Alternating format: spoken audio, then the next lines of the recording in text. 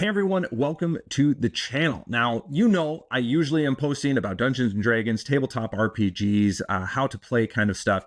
But one of the questions I get very frequently is, do you play Magic the Gathering? And I'm happy to say that the answer is yes, of course. Of course I play Magic the Gathering.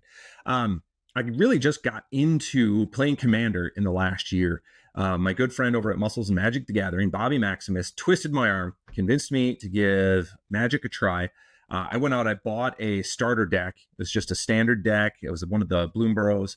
And me and my daughter played, and we both really enjoyed it. And Bobby suggested we look into Commander. So I converted those decks into Commander decks. In order to learn Commander, in order to learn how to play it and how the decks synergize, he kind of coached me through building an Elf deck. And this is my first official Commander deck.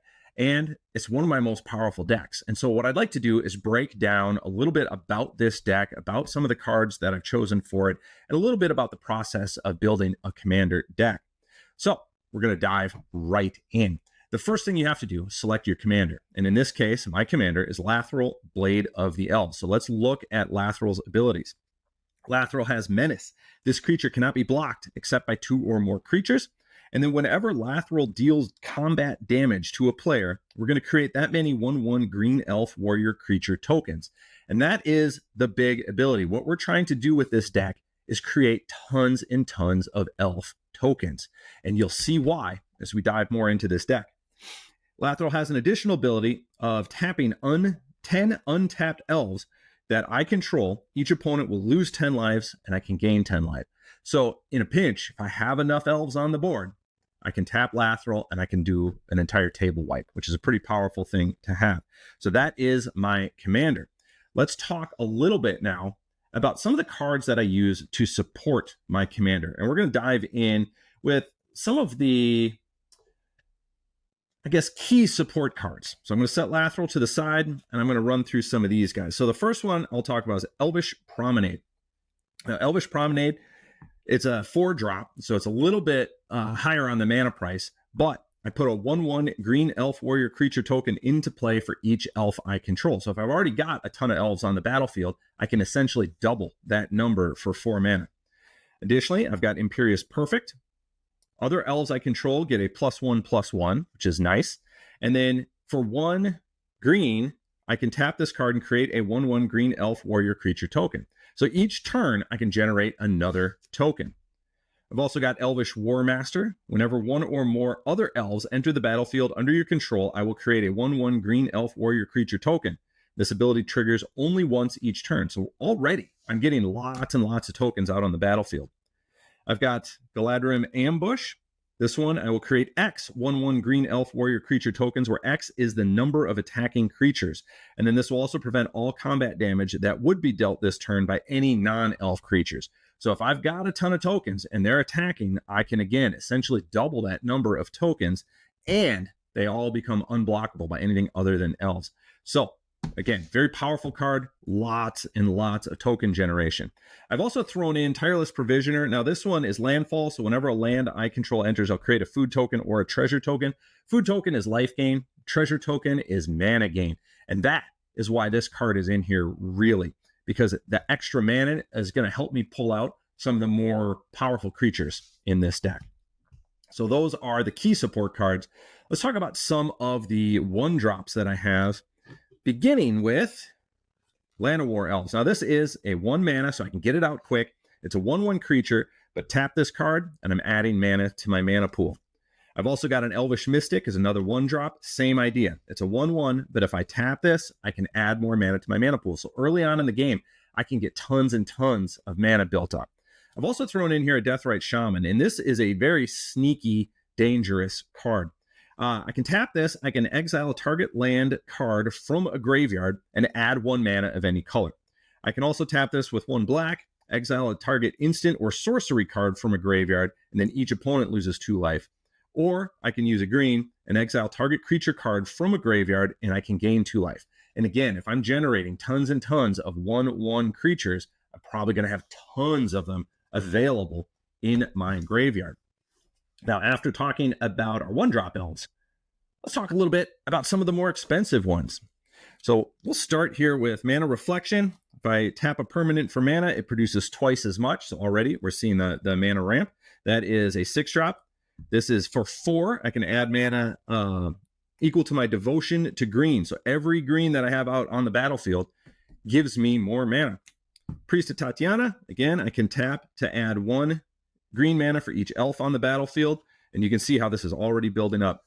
Other elf creatures I control get +1/+1 for the Elvish Archdruid. And again, add mana for each elf you control. You say, why do I need all this mana? The answer will come shortly. We've also got Marwyn the Nurturer. She's a 3-drop. Whenever another elf you control enters, I can put a +1/+1 counter on Marwyn, and I can tap to add an amount of mana equal to Marwyn's power. So all of a sudden, Marwa becomes a huge mana dork. She can generate a lot of power for me. So let's talk about the Seedborn Muse. Now this one is going to allow me to untap all permanents you control during each other player's untap step. And if I have all these cards that allow me to tap and either generate mana or create tokens, boom, I get to do it more frequently. So very, very powerful card to have in there. And again, it builds this army on the battlefield. A couple cards I forgot to mention here. I got Well-Wisher, another 1/1. This is gain 1 life for each elf in play. And another one here, which is Nadir's Nightblade. Whenever a token you control leaves the battlefield, each opponent loses 1 life and you gain 1 life. So that can swing the battlefield pretty quickly as well, especially if you're getting sort of beat down at the moment. Let's talk about the Staff of Domination. Now this is also another sneaky little card. It's a 3-drop to get it on the field. It's an artifact. You can untap it for 1. For 2, I can gain a life. For 3, I can untap target creature. So already you're kind of seeing now I can tap these creatures to create mana, to create tokens. I can untap them. I can tap them again. A 4 allows me to tap a target creature, and 5 will allow me to draw a card. So if I am running low, if I got all this mana available and this card is in my hand early, it does allow for a little extra card draw. Coming up next with our untapping combos, the Illusionist Bracers. So this is a 2-drop. Whenever an ability of equipped creature is activated, if it isn't a mana ability, you can copy that ability. You can choose new targets for the copy. So if you think about this one with Lathril's ability to drain life, it basically doubles that ability. So again, very powerful card, important card to have in the deck. But again, I mentioned all of this mana ramp, right? I got to get this mana out. I got to get it out quickly. Why? Well, because the real win condition for this deck is right here. This is a Craterhoof Behemoth. Now, it is an 8-drop. So I'm going to need a lot of mana quickly, early. If I've got tons and tons of elves, those tokens on the battlefield, Craterhoof has haste, which means it can attack right away. And when Craterhoof Behemoth enters the battlefield, creatures you control gain trample and get a +X/+X till the end of the turn, where X is the number of creatures you control. So let's just say, for the sake of argument, that I have 50 elves on the battlefield. I drop a Craterhoof. I now have 50 elves that are 50 creatures with haste and trample, which means all their combat damage, if they're blocked or not, anything that isn't absorbed by a creature goes through to the player. This is another instant kill. This is my big win condition in this deck. Now, that's just one card, so you're very dependent. You got 99 cards in the deck minus your commander on the battlefield. You got to make sure that you can get to this. I have some strategies for that, which I'll talk about secondly, but I have some other cards in the deck that also can act as the big hit. Start with Shaman of the Pack. When Shaman of the Pack enters the battlefield, target opponent loses life equal to the number of elves you control, and that is for 3 mana. So a black, a green, and 1 colorless. So again, very powerful. I can take a person out in a single turn as long as I have all those elves on the battlefield. Abomination of Llanowar. This one has vigilance and menace. It can't be blocked except by 2 or more creatures. And its power and toughness are equal to the number of elves you control plus the number of elf cards in your graveyard. So I can sacrifice a lot of tokens and I can beef this guy up to be almost as powerful as a Craterhoof. And then just for fun, I threw this one in here. This is the Jumbo Cactar. There's 10,000 needles. When this creature attacks, it gets plus 9,999 and 0 until the end of the turn. And I only throw that out there because if I'm already going to get a Craterhoof on the battlefield, if I know that my victory is imminent, I like to throw that one down just to rub a little salt in the wound, as it were. Now, I mentioned that these are the big payoff cards, but we've got to be able to get them to the battlefield. And for that, we've got tutors. Tutors are a way that we can go through our deck and get exactly the card we need. Now, probably the best tutor in this deck is going to be my Demonic Tutor. It's a 2-drop, search your library for 1 card, take it into your hand, reshuffle your library afterwards. I mean, on the first turn, I can get the Craterhoof in my hand, all right? I've also got Natural Order. As an additional cost to cast this spell, I can sacrifice a green creature. Well, guess what? If I got 50 1/1 elves, I'm happy to do that. Then I can search my library for a green creature card, put it onto the battlefield, and then shuffle. Boom, I can get my big guy out. Worldly Tutor. Search your library for a creature card and reveal that card. Shuffle your library, then put the card on top. There he is again. Summoner's Pact. Search your library for a green creature card, reveal it, put it into your hand, and then shuffle. Yasan the Wandering Bard. You put a verse counter on Yasan the Wandering Bard, search your library for a creature card with converted mana cost equal to the number of verse counters on Yasan, and then I can put that one out onto the battlefield. And then finally, I've got the Fauna Shaman. I can discard a creature card, so see you later, 1/1 token elf. Search my library for a creature card, reveal it, put it into my hand, and then shuffle. Bam, I got my big guy on the battlefield right away. Now, with that, I got to make sure I always have cards in my hand, so I've got a couple of card draw cards here. And that's what Sylvan Library. At the beginning of your draw step, you may draw 2 additional cards. If you do, choose 2 cards in your hand drawn this turn. For each of those cards, you pay 4 life or put the card on top of the library. It's an easy choice. And again, if I have this life gain ability in the deck, I may have plenty of room for paying that cost. And then I also have the Beast Whisperer. So whenever you cast a creature or spell, you get to draw a card. Boom, my hand is always full. Again, the odds of pulling out a tutor or the Craterhoof himself go up exponentially. Now we also have some interaction cards here. So let's talk about Abrupt Decay. This spell can't be countered. This will destroy a target non-land permanent with mana value 3 or less. So somebody's threatening my token generation strategy, I can just eliminate it. And for cheap, for a black and for a green. I have Assassin's Trophy, which will destroy target permanent or opponent controls. Its controller may search their library for a basic land card, put it on the battlefield, and shuffle. I would rather, this is like trading out a nasty card for a basic land. And then Fatal Push. Destroy target creature if it has converted mana cost of 2 or less. I can also Revolt. Destroy a creature if it has converted mana cost of 4 or less. Instead, if a permanent you controlled left the battlefield this turn. So if I take a hit, I can deal out a little bit bigger one. So there's a little bit of removal. I have more of that in here, which we will get to shortly. Now, I want to keep my commander safe. And so I chose some cards here that are going to help ensure that she doesn't just get wiped out right away. First off, I've got a Lathril Coat. Flash, indestructible. When Lathril Coat enters the battlefield, attach it to a target legendary creature you control. And guess what? Lathril is a legendary creature. So booyah, she gets a Lathril Coat. I also got Lightning Greaves. I think a commander deck is not complete unless you have Lightning Greaves. There's a couple of cards in here I'll mention. This is one. Quick creature has haste and shroud, so it can't be the target of spells or abilities, and it's a 2-drop with 0 equip cost. I also have in here Brotherhood Regalia. For 2 colorless mana, equipped creature has Ward 2, is an assassin in addition to other types, and can't be blocked. To attach it to a legendary creature, costs 1 colorless. Once again, easy add to keep my Lathril safe. And then I have the One Ring. I seem to have luck. I've pulled a couple of these from booster packs. This was one of them. This is indestructible. When the One Ring enters the battlefield, if you cast it, you gain protection from everything until your next turn. I mean, this in essence makes my commander invincible for a turn. So if I'm in that position where, man, it's real close, I can buy myself extra time if I need it. A couple other must-adds, of course, Arcane Signet, which allows me to add 1 mana of any color in my commander's identity, and a Soul Ring. I can tap to add 2 colorless mana. Early in the game, you get a Soul Ring on the draw, like boom, you've got mana. I've got stuff to play with. I can get some cards out on the battlefield. So those are my protections. What else have I got over here? Let's start getting into Herald's Horn. So as this one enters the battlefield, I choose a creature type, and creature spells of that type cost 1 less. Similarly, I've got an Emerald Medallion. Green spells cost 1 less.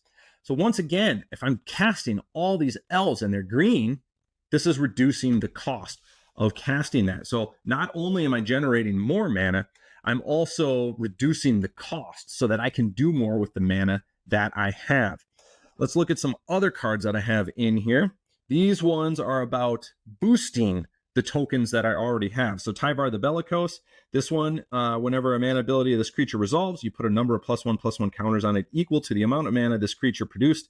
This ability triggers once each turn. So boom, I'm getting more mana. Immaculate Magistrate, a +1/+1 counter on a target creature for each elf that I control. Again, if I got tons of elves on the battlefield, I can really beef somebody. If I got 50 elves, they become a 50-50 or plus 50-50. Haldir, Lorien Lieutenant. Again, he enters the battlefield with X +1/+1 counters on it for 6 mana. Until the end of the turn, other elves you control gain vigilance and get +1/+1 for each counter on Haldir. Leaf Crown Visionary. Other elves you control get +1/+1. Whenever you cast an elf spell, you can pay 1 green to draw a card, so that kind of crosses that border. Not only am I beefing up my tokens, but it's helping with card draw. Door of Destinies, when it enters, you choose a creature type. I'll choose elves. Whenever you cast a spell of the chosen type, you put a charge counter on Door of Destinies, and creatures you control of the chosen type get +1/+1 for each charge counter. So I'm beefing up. Now it's not just a bunch of 1/1 elf tokens. Suddenly they're becoming 2/2s, 3/3s, 4/4s. And then you drop a Craterhoof on everybody. Vanquisher's Banner. Creatures you control of the chosen type get +1/+1. Banner of Kinship, same idea. It's just beefing up those tokens. Now, I've got a couple of Planeswalkers in here. I got Tyvar Kell. Tyvar, it's 4 to cast him. He's a legendary Planeswalker. Elves you control, tap. I can add 1 black. So some of these cards, when I tap them, I'm already adding a green. Now I'm adding a green and a black. And then he's got his abilities. So I can put a +1/+1 counter on up to 1 target elf, untap it. It gains Death Touch until the end of the turn. Again, I'm getting some unblockable creatures here. Use that on Lathril. Ouch. All right. It can create a 1/1 green elf warrior creature token at 0 cost each turn. And for -6, you get an emblem with whenever you cast an elf spell, it gains haste until the end of the turn, and you draw 2 cards. I also have Freyalise Llanowar's Fury. For 2, put a 1/1 green elf druid creature token onto the battlefield. Tap to add 1 green to your mana pool. So boom, I got more mana. I can destroy a target artifact or enchantment for a cost of 2. And for 6, draw a card for each green creature you control. Well, what if I have 50 cards? I can draw a lot of cards. Guess what? I'm going to find my Craterhoof. Some other fun cards I have in here. This is some of my removal. Culling Ritual, destroy each non-land permanent with a mana value 2 or less. I get to add some mana for that. Crop Rotation, I can sacrifice a land and search my library for a land, put it in the battlefield, and then shuffle my library. I've got Lys Alana Scarblade, discard an elf card. Again, I've got tons. I can definitely afford it. Target creature gets -X/-X, where X is the number of elves you control. So if I'm playing somebody who's got a beefy monster on the battlefield, I can wipe them out real quick. Beast Within, destroy a target permanent. Its controller gets a 3/3 green beast creature token. It's just for a 3-drop, all green and 2 colorless. I can remove something. All right. Go for the Throat. Simple removal. Destroy target artifact, non-artifact creature. And another instant, Fell the Profane. Destroy the target creature or a planeswalker, which has come in handy in the past because they can be notoriously difficult to deal with. I also have Ad Nauseam, which allows me to reveal the top card of my library, put that card into your hand. You lose life equal to its converted mana cost, and I may repeat this process any number of times. So if I'm in a pinch and I just need to find that Craterhoof, that is another way for me to get to it. Pact of the Serpent, I have 1 games on this card. Choose a creature type. Target player draws X cards and loses X life, where X is the number of creatures they control of the chosen type. So if somebody is trying to elf ball me, I kind of wipe them out. And then Shamanic Revelation, draw a card for each creature you control. It's ferocious. I gain 4 life for each creature you control with power of 4 or greater. So that's a little more fun and some flavor into the deck. Now, I also have in this deck a special group of cards. You may be familiar with Bola's Citadel. Bola's Citadel, you may look at the top card of your library at any time. You can play lands and cast spells from the top of your library. If you cast a spell this way, you pay life equal to its mana value rather than pay its mana cost. I also have Sensei's Divining Top, which allows me to look at the top 3 cards of my library, put them back in any order. I can draw a card and then put Sensei's Divining Top on top of its owner's library. And then guess what? Aetherflux Reservoir. Whenever you cast a spell, you gain 1 life for each spell you've cast this turn. You pay 50 life. Aetherflux Reservoir deals 50 damage to target creature or player. These 3 cards create an infinite combo. It is a win condition. If I can get these 3 cards on the table, the game is over and I am the victor. The hard part of this, because Aetherflux is a 4 colorless, Sensei's is a 1 colorless, getting Bolas Citadel out is a little bit expensive, but that again is why we need all that mana generation. So if I can't, for whatever reason, or somebody counters my Craterhoof Behemoth, I've got a backup plan. Now, for lands, all I have in this deck, I've got, I believe it's 22 basic forests and I think 17 swamps. I don't have any crazy lands in this deck. I don't have anything special here. Again, this was the first deck that I built, and I was just trying to make it work. And I think a big obstacle that people face when they get into this kind of format is, how do you know about all of these cards? Where do you go to find out? And this was a big part of the learning process for me. Step 1, choose a commander, something that you might like. I'm really into Lord of the Rings. I'm really into Dungeons and Dragons. I think elves are awesome. It was easy for me to pick an elf. And I literally said, Bobby, what else should I pick? And he said, you're going to do Lathril, Blade of the Elves. It's just a classic, and it's really a fun deck to play. And really, just the act of building this and learning about the cards in this deck has helped me in every other deck that I've built. Another thing is I do have this deck list on Moxfield, and it is a public list. So I will post the link to this deck in the description, so you can go in and check out all my decks on Moxfield. But Moxfield is a great resource because you can go and look at what other people have built. And what's interesting is you're limited by, budget, you're limited by your own knowledge. And so as you're looking at other people's decks, what you're going to start noticing is that there may be some big cards. There may be some cards that are super expensive. Not everybody has a 1 ring. It's not a cheap card to have. I'm just very lucky that I had one available. But if you've got it, you're going to want to have that one in your deck. But there's also other cards that aren't expensive cards. And you'll notice that 9 out of 10 decks you look at have those cards. There's probably a reason, and you can start looking into that. You can read through other people's deck lists and kind of see how they synergize and what they do. And I think that's very, very helpful, especially when I got away from doing my Lathril deck and started building my Otter deck or started building some of my Lord of the Rings themes deck. It was really helpful for me to read what other people had in their decks because I just wasn't aware of what was out there. But this is my Lathril deck. I have some plans in my head to help speed this deck up. I want it to play faster than it does right now. I want it to be more efficient. So I'm in the process of deciding what to cut and what to add now. But I would love your advice. If you go check out my deck list and you see, oh, you know what? You need to get rid of this. You need to add this in. Put it in the comments below. I want to hear about it. I want this deck to evolve. I want to take this deck out to play against Bobby, and I want him to cry. Both for the pride he has in being the one that got me into this, and then also the embarrassment that he feels that his monster has come back to defeat him. So help me out with that. And as always, thank you so much for joining me today. I hope you found this entertaining. I hope you find this helpful. And like I said, I'm eager to read your comments below. So please like, share, do all the things, and especially comment below. I want to hear from you. Until next time, we'll see you.